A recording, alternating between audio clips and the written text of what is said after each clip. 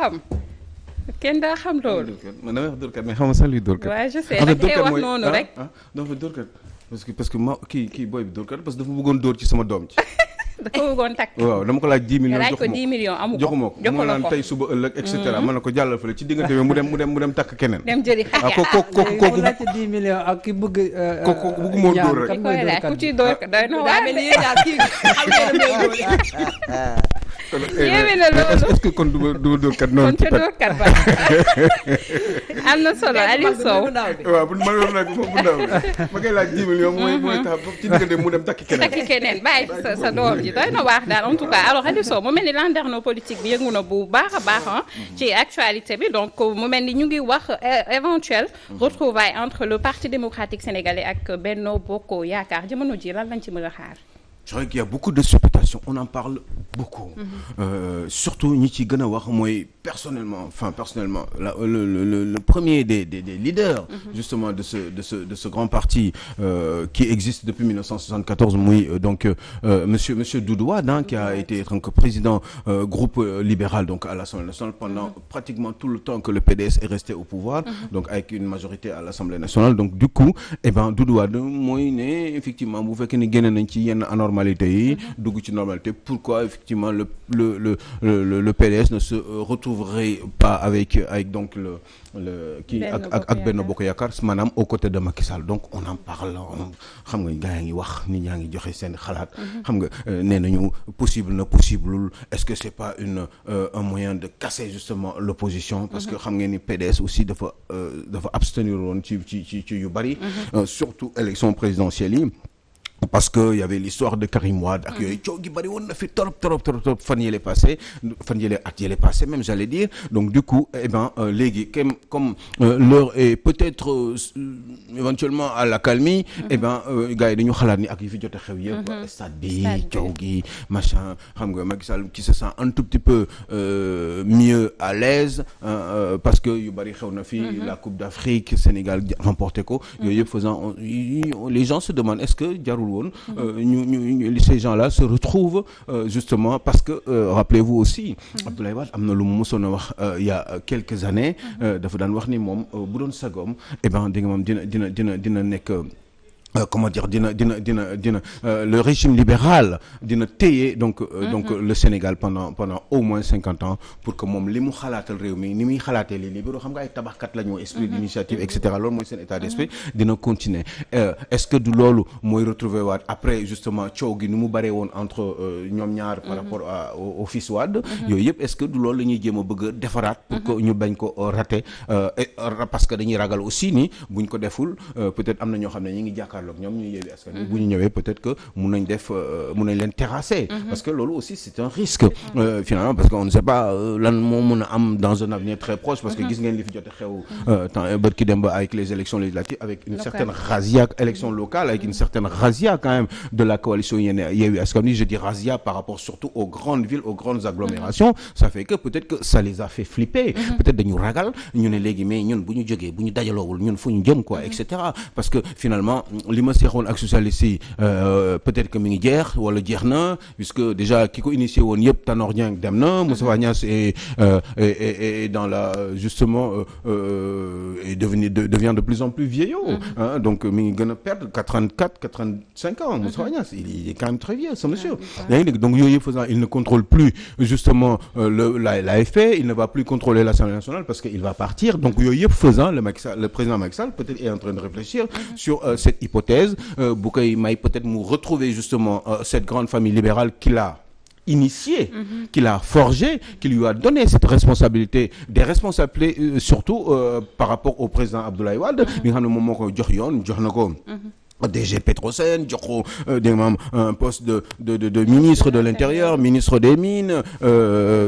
patron cadre au Parti démocratique sénégalais donc qui dit cadre donc maîtriser na am na ñu mu jot a xam am na ñu mu lëkkalool ci biir bi mu nekkee cadre patron au CIS cellule initiative stratégie bu Parti démocratique sénégalais donc yooyu yëpp faisant ça fait que ni peut-être que il se dit que ni rapprochement yi war a am léegi ak xaritam yi nekk parce qu'il y a beaucoup d'amis de Macky Sall qui sont au Parti démocratique sénégalais donc ñooñu ñëpp bu ñu ñëwaatee ci moom surtout que mu juboo ak Abdoulaye Wade parce que tout simplement éventuellement on aurait remis à à Karim Wade certaines libertés qui lui permettraient justement de pouvoir assumer ses activités politiques au Sénégal parce que xam nga ni dañ ko yóbbu. kon instant bi mun nañ nekk mu pare nañ tey pour xoolaat li nga xam ne moo di protocole de Qatar bi nga xam ne amaana moo ëmb lu bëri. mais mooy question bi kay moom mooy sax nii quel serait maintenant le contenu véritablement du protocole de Qatar parce que finalement protocole il y en a eu parce que bu protocole amul woon Karim Wade du génn daa génn daar ci prison bi taf yóbbu ko kër Serigne kër maître Madické Niang histoire de rencontrer un tout petit peu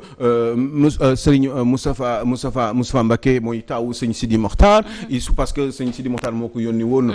ci moom parce que mënu woon yegg si ba Touba puisque l'urgence était que mu génn kaso en principe dem directement ci avion bi et puis parce qu'il y a le procureur qui l'attendait le procureur général du Qatar donc avion bi il est arrivé à 18h40 et ben il est reparti à 2h du matin 2h45 exactement du matin donc entre délai boobu il fallait absolument génne ko génne boobu lan la ñu bindoon ci mbir mi on sait très bien que aussi Karim Wade bi mu nekkee Qatar ba léegi il n'est jamais sorti du territoire qatari musu fa génn parce que il n'a pas les moyens de sortir pourtant s'il est français de nationalité il avait en principe la possibilité de se déplacer et de rentrer en France il avait la liberté requise liberté boo xam ne nit normalement war na ko mën a am te génn na prison normalement moment boobu war na mën a moom avec même bu fekkee ne amul sax un passeport français un passeport sénégalais eh ben Karim am na passeport français passeport français bu fekkoon ni war na ko bu fekkoon am na liberté dëgg-dëgg waroon na ko mën a permettre depuis le Qatar mu déplacer wu dem au moins voir sa maman ou ses parents ou ses tantes ak ses machins yooyu noonu mbokk mi nekk à Versailles peut retrouver même surtout ses enfants yi nga xam ne Karim Wade ne l'a pas fait donc yooyu faisant moi j'avais toujours eu l'habitude de dire c'était dans mes réflexions en tout cas quand je disais que ni Karim Wade était victime de transfèrement pour man dafa transfèrement du dara lu dul sa casse lieu de prison rek lañu changé mais da ngay continuer di ko gérer tout man loolu laa mës a xalaat parce que sinon dina am possibilité génn quand même jógee Qatar sax dem fale parce que bu amul passeport sénégalais mun na am passeport français pour se passeport français pour se déplacer dem surtout France la jëm français la donc mun na fa dem dellu soir donc faisant ça fait que ni effectivement on s'est demandé est-ce que loolu deful que ni Karim Wade dafa war a éventuellement ñëwaat dugg dans le giron éventuellement même dans le gouvernement du Sénégal ak yi demee noonu qu'est-ce qui se passerait bu fekkee ne loolu dafa am yooyu mooy conséquences yi donc du coup on se dit peut-être que problème mun na nar a am parce que moment boobu mooy ñi nga xam ne dañu nekk parce que maa ngi dégg Cheikh Dieng qui est chargé des élections donc au niveau du Parti démocratique sénégalais qui a été battu à moom la ñu dóor Thiaroye Kaw Cheikh Dieng mi nga xam ne moom il essaie de s'imposer pour dire que ni moom toujours non seulement mooy maire Pikine parce que moom moo dóor Timo mais il est inquestion et il serait inconcevable que ni ñoom ñuy naan dañuy dajaloo ak daje pour def une fusion entre le PDS et Benno Bokk Yaakaar loolu moom nee na loolu mënul sax nekk sachant que Cheikh Dieng leen rek la mën a am léegi comme possibilité mooy toog fexe def kamtalaay kàttanam ba mën a exister encore politiquement parce que dañ ko dóor ji de Thiaroye Kaw Mamadou Gueye moo ko dóor APR te Mamadou Gueye boobu ko dóor aussi mu demaat di xëccoo ak Timbo pour la mairie de la ville aussi il a perdu doublement donc ça fait que ni moom leen rek la mën a def mooy coow pour continuer à exister ba élection législative yi di ñëw moo mën a am place pour cette zone là pour continuer moom à exister parce que loolu kese moo ko nekk pour mën a nekk député Théo voudrait peut-être intervenir Mamadou Gueye nekkul APR coalition Benno la une petite parenthèse mais comme parti mu ngi tudd convention neneen une petite parenthèse c'est-à-dire que par rapport à Cheikh Dieng ak Doudou Wade am na dualité ci seen discours parce que Doudou Wade bu nee ne dañuy retrouvailles këlee ne mënul am mais nag il faut se faire une lecture politique sur une chose Doudou Wade ku fàttale ko bu mu nekkee président groupe parlementaire libéral chaque fois moo nekkoon dernière personne bi Ablaye Wade di consulter kon mën na am lu xam lu bëri ci loolu Cheikh Dieng il était dans AJ/PADS pour ñëw PDS donc aussi moom aussi am na yoo xam ne xëy na du ko xam donc dans tous les cas xamu ko sax da ko xamul waaw xëy na sax donc c'est sûr il parce que Doudou Wade moo ko gën a xam te aujourd'hui le PDS devait se faire une lecture tey le PDS est en décadence dans la région de Dakar parce que damay xool par exemple tey banlieue en 2014 7 lañ amoon tey benn commune lañ am ñaari commune lañ am presque dans toute la région de Dakar mooy Biscuiterie ak Guinaw Rail Sud donc ce qui veut dire qu'aujourd'hui moomu Cheikh Dieng jiite commune am perte il faut une recomposition politique parce que yow mënoo perte sa commune ñëw bëgg jiite ce sont des choses yoo xam ne tey PDS actuellement pari risqué bi ñu wax ni dafa am parce que fu mu toll nii boo xoolee tey par rapport ak la percée de Yewwi Askan Wi à ces élections te ñoom dañ newoon waa PDS ci émeute yi ba mu amoon le 8 mars dañ newoon ne Sonko du réalité accident de parcours moo am sénégalais yi dañoo sonn si couvre-feu bi moo tax ñu génn mais tey qu'il le veuille ou non le Pastef ak Yewwi Askan bi dañoo devenir une réalité te bu ñu deful ndànk ñoom soit benn affaire la fu mu toll nii sauver ou périr bu ñu coaliser wul jéem a def parce que ñu ngi nekkoon ci en négociation bu fekk ni coaliser wu il risque de disparaître. loolu moom c'est une chose boo xam ne moo am. mu mel ni sauver ou périr boobu noonu sax. dama cee bëggoon a yokk tuuti rek. yaakaar naa Aliou Sow wax na ko léegi ci ay parti yoo xam ne nii dañoo seey ci Benno Bokk Yaakaar. bokk na ci AFP bokk na ci Rewmi bu Idrissa Seck ak yeneen loolu yaakaar naa ni mën na dal yooyu les partis mais parti bu mel ni parti démocratique sénégalais dugg ci biir li nga xam ne ni tey jii moom mooy biir Benno Bokk Yaakaar loolu ñoom tam mooy seen nërmeelu ci ni ma ko xalaat politiquement mooy seen nërmeelu ñoom politiquement bu ñu seeyee ci biir Benno Bokk Yaakaar beneen bi mooy du lu ñu laam-laameeti loo xam ne ni duñ ko laam-laameeti parce que bu ñu déggee du wax fii ay Abdoul Mbow bu Benno Bokk Yaakaar génn wax fee donc da ngay xam ne ñii la ñuy bëgg mi ngi ñëw te lii raam daal ci ñag bi la jëm incha allah te am nañu yaakaar que balaa yàgg dara kii di Karim Wade comme ni ñu ko waxee noonu di ko analyste politique yi di waxee dina ñëw fii ci Sénégal te dina am poste politique boo xam ne nii moom la ko président Macky Sall di jébbal donc loolu xaru la PDS ci boppam xaru la politiquement bokk na ci ay leader yoo xam ne nii ku ci mel ni Cheikh Dieng ji de Thiaroye Kaw nekk nañ tey jii ci tête bi nekk nañ ci bopp bi am na fu ñu leen di séentoo politiquement ñooñu yaakaar naa ne ñoom tam ay ndaw lañ yoo xam ne nii askan bi soxla na leen du dañoo war a dem seey ci Benno Bokk Yaakaar pour mën a exister politiquement te yaakaar naa ne ñoom tam xaru boobu ñoom tam bëggaluñ ko seen bopp ci kaw tam comme teewoo nu mu ko waxee Cheikh Dieng loolu mu wax noonu da ngay xam ne li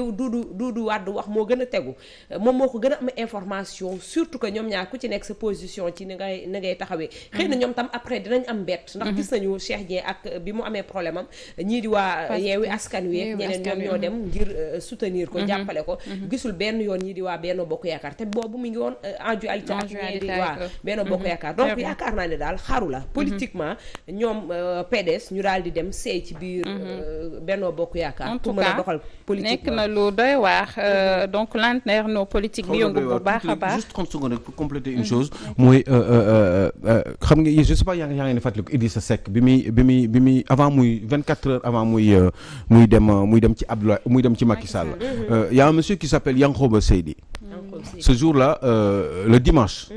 à 16 heures à midi moom dañ ko invité ci benn rajo de la place mu ne moom mënul sax imaginer Idrissa Seck naa day dem ci Benno Bokk Yaakaar c'est pas possible Idrissa Seck moom loolu sax kenn mënu ko sax xalaat il était ay midi yooyu ci benn émission midi yooyu di am dimanche rek à 16h Idrissa Seck ci conférence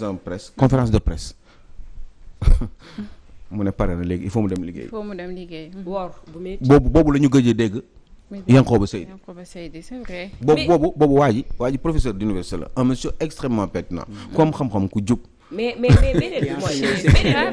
Aliou Sow aussi si d'ailleurs prof d'anglais beneen bi mooy ba tey ci analyse politique gis nga ñi nga xam ne tey ji ñoom ñoo àndoon ak Macky Sall ci xeex bi tey ji ba Macky Sall toog fi mu toog fi ba jël deuxième mandat ñuy jëlaat ñeneen ci yeneen parti ñoo xam ne ni dañ doon taxaw côté bu ne di saaga di wax di ŋàññ seen liggéey ñu jëlaat leen indi leen ci biir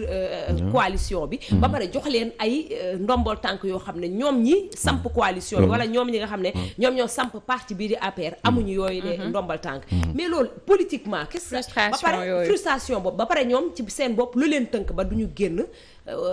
dénoncer lu ni mel ba duñu génn foqati ñoom tamit li nga xam ne ni moom la président Macky Sall foqati ci ñoom ku ci mel ni Abdoul Mbow ku ci mel ni keneen ak keneen ana tey ji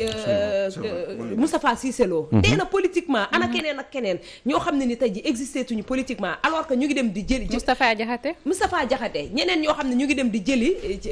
ci yeneen parti di leen indi di leen jox ay poste politique yoo xam ne ñoom tam dañuy dee politiquement dalay leer ne lii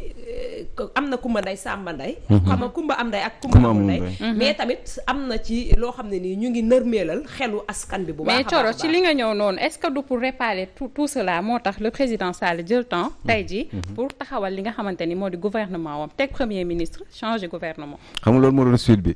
loolu moo doon suite bi parce que bon c'est vrai que il a l'expérience politique. dafa am jaar moom président Macky Sall et je crois que il n'est pas fou. je crois que ñaari at moo ko dese moom moo xam ci ñaari at yi lan la ci nar a def. ak quelle est la suite après ñaari at yi. donc loolu yëpp ci ni mu nar a tegee gouvernement bi. nga mën a am une idée un petit peu plus proche de l'exactitude par rapport ak son avenir politique. parce que bu tegoon gouvernement dañ ko xam on sait très bien que ni fu ñu toll ni Sénégalais ils ont besoin d'un premier ministre crédible mais d'un premier crédible mooy maanaam ku ñu xool koo xool doo am loo koy reprocher ci lu bari muy ci opposition bi muy ci nguur gi d'abord loolu benn mais en même temps aussi il faut que ce soit un bon premier ministre quelqu'un boo xam ne il saura justement répondre aux attentes urgentes des Sénégalais ñaar yooyu yëpp pour mu boole ko dama yaakaar ne daf ko gisagul nan la war a mën a def est-ce que dina def un poste de premier ministre avant élection yi maa ngi dégg Mimi Touré wax bu am solo ce matin. D'accord. mu ne lan moo fi jar di fi teg poste premier ministre léegi nii tout de suite. te wax boobu te il s'agit de Mimi Touré ancien premier ministre du Sénégal ministre de la justice koo xam ne nekk na directrice de campagne du président Macky Sall nekk toujours aux côtés du président Macky Sall bu sànnee wax boobu xëy na peut-être dafa am lu muy tekki est-ce que Macky Sall n'est pas en train de réfléchir après bi élection yi jàllee yu bari xew fii Coupe d'Afrique bi machin et cetera est-ce que du loolu moo tax mu dóor pause ak xëy na peut-être parce que wax dañ koy dajale pour am une idée Doudou Wade sànni wax bi mais Doudou Wade du Cheikh Dieng Doudou Wade xajul ci Cheikh Dieng quoi ci wàllum digganteem sax ak Abdoulaye Wade Doudou Wade était l'homme le plus proche un des hommes les plus proches de Abdoulaye Wade donc bu sànnee wax boobu c'est parce que il doit y avoir quelque chose qui se susurre et puis qu'est-ce qui s'est passé au Qatar gis Macky Sall bi mu demee Dubaï lan la fa def temps yële yëpp bi mu demee Dubaï temps yële na le bi mooy si affaire boobu amoon xaw ma lan économie ci affaire du Dubaï lan la fa def toogaay boobu lan la woon ñan ak ñan la fa waxal moi je souris un peu. Bah oui. ñan ak ñan la fa waxal. da ngay utiliser sa xel. ni day utiliser xelam quoi ba pare léegi Doudou Wade 4 mois après mi ngi ciy wax après élection yi donc moi je crois que il se passe quelque chose boo xam ne waxuñu ko te bu mu leen surprendre un jour où Karim Wade.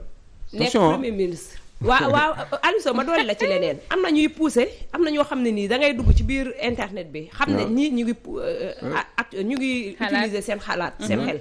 mooy président Macky Sall xam na ne 2 ans moo ko fi dese. am na ñuy dem sax ba naan kon léegi seen xel mën na dal ci 3e mandat mën na ko bañ a laaj mais nag dafay nëbb ay arrière am. comprendre nga. dafay nekk dafa bëgg a utiliser politiciens yi fu ne mu laal fa dara. pour bis bu ay fay naree am moom. président Macky Sall mu bëgg a wane ginnaaw képp koo xam ne da nga fee war a toog nga nëbbal ko ay rëkk-rëkkam yoo xam ne nii def na ko ci wàllu politique ci bi mu fi toogee ci nguur gi donc nga xam ne kon nit yi ñu ngi am réflexion ci li nga xam ne waaye bés boo leen gisee Karim Wade ci gouvernement Macky Sall nii ñuy dérouler kenn wax dara ba ci kanam mais loolu jom la tam. mais est-ce que c'est interdit mais ñoom ñoo ko wax xam nga politiciens yi jamais amul ci politique. ñoom ñoo ko wax de jamais Modou Diagne Fada ku newoon Modou Diagne Fada bi newoon. mais oui moom ba ma ko doon ne ko LDR yeesal ndax du mës a nekk LDR CL. dafa mer ci question bi jour boobu. Kër Massar dafa mer. tey anamu. man xamul leen di këf. damay laajte rek. mais lu leen di këf yow mën na de. man li may laajte mooy est-ce que c'est interdit que président Macky Sall tànn Karim Wade comme premier ministre. loolu beneen question loolu d'accord naa. moo tax ma posé parce que beneen question la moo tax ma laaj. wala éthique yooyu la ñuy waxee en tout cas 1991 doit donner une lecture politique. non man waxuma loolu man damay laajte est-ce que c'est interdit 91 dafay solité woo gis nañ local yi fii Thiès rek. Idrissa Seck dafa dem rejoindre teewul dafa perdre. man loolu lay laajte est-ce que c'est interdit mu tànn Karim Wade comme premier ministre. Xuddoos bi ñu waxee fan yi paase ay affaire amnistie Karim Wade waa PDS jóguñu fu nekk parce que bu ñu ko amnistie day mel ni li ñu ko doon jiiñ dëgg la ci moom. looloo war a tax nag jombale am fa. du question loolu jombale politiquement ñun la ñuy wax jombale sa bopp lenn li. mais xam nga jombale askan wi nga gën loo leen. mais xam nga Coro jombale c'est relatif ma lay laaj. dama la ne est-ce que c'est interdit président Macky Sall tànn Karim Wade comme premier ministre. C'est pas interdit moo tax ñu ne la mën na am éventuellement mën nañ gis loolu. c'est pas interdit non xam nga il faut pas xam nga lu tax xam nga fu ban sens lay waxee. moi je pense que dafa bëgg a wax ni est-ce que ça serait un drame finalement que président Macky Sall jël Karim Wade pour travailler pour son pays. moi je pense que ça serait pas un drame politique la ñu nekk ak Khalifa Sall jóg na fi taxaw mu ne bu kenn kaso la ko waxee bu kenn votel Ousmane Sonko votel leen Idrissa Seck. boobu Ousmane Sonko candidat la woon te pourtant Khalifa Sall amaana bu jàppale woon moment boobu Ousmane Sonko xëy na Ousmane Sonko dina yóbbu Macky Sall deuxième tour. 20 partis politiques yi àndoon ak Idrissa Seck yëpp ana ñu tey. pratiquement ñoom ñëpp léegi à part ñoom Mamadou Lamine Diallo ak yi demee noonu quelques 4-5 partis mais ñëpp ñu dellu nañ ci Macky Sall. te pourtant moment boobu Khalifa Sall moom bi mu nekkee kaso noonu bu voteloon Sonko bu waxoon sax rek ñu wax votel Sonko ñi képp ku ànd ak moom votel Sonko mais moment boobu xëy na Sonko dina ko yóbbu pourquoi ci diggante bi léegi tey ji situation bi changé ba Sonko àndaat ak Macky Sall. Et puis évidemment mun nañ dugg ci détail Sonko aussi a dit beaucoup de choses sur Khalifa Sall peut-être éventuellement yoo xam ne peut-être bu waxoon na ko par rapport ak ces vieux là qui sont là et qu'il faut complètement mettre à côté te aujourd'hui mi ngi liggéey ñoom te Sonko bu nekkoon président tey jii nii day liggéey Khalifa Sall par force. dama nekk Bougane Gueye Dany aussi il avait dit Aliou Sow que tey jii pare na bu ko le président Sall wooye mu liggéey ak moom. waaw mais xam nga loolu bokkuñu ak gars yi quoi Coro. des fois da ngay wute de des fois mun nga sax gis nga ay ñoom Ablaye Wade combien de fois il a dit des choses et il a fait le contraire. Macky Sall combien de fois il a dit des choses il a fait le contraire. en tout cas Ousmane Sonko mu les autres xam nga ñun bokkuñu ak gars yi quoi ñun dañu xam nga moo tax booy wax jomb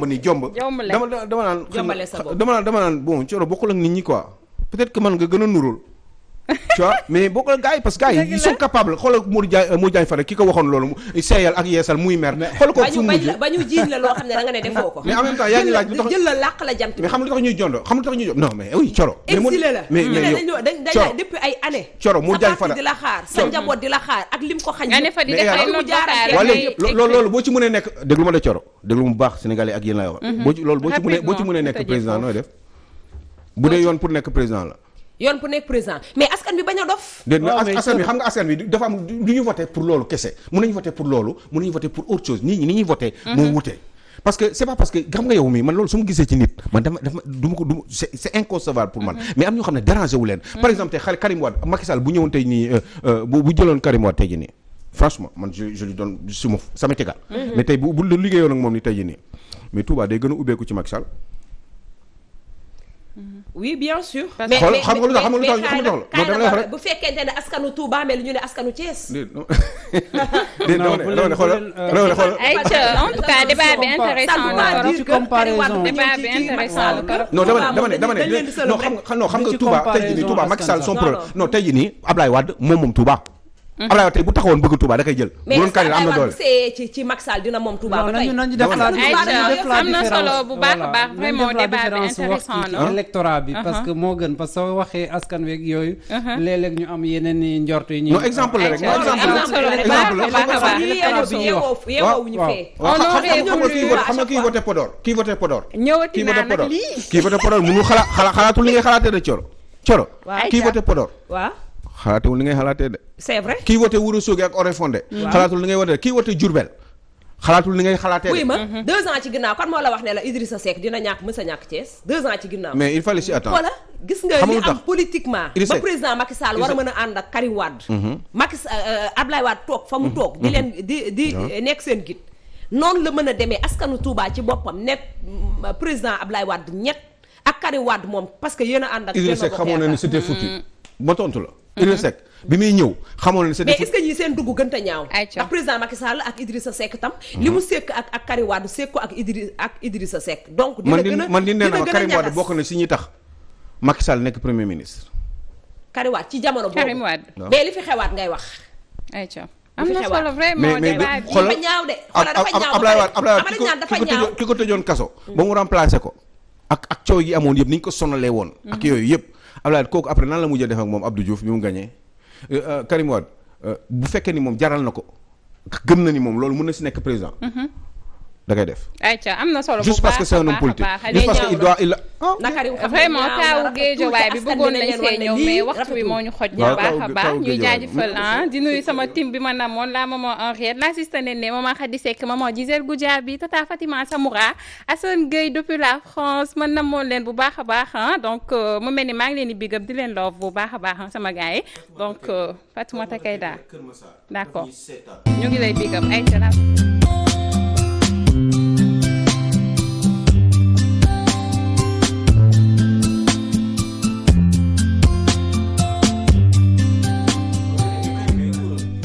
ay information yi gën a fës ci réseaux sociaux yi moom nga ñuy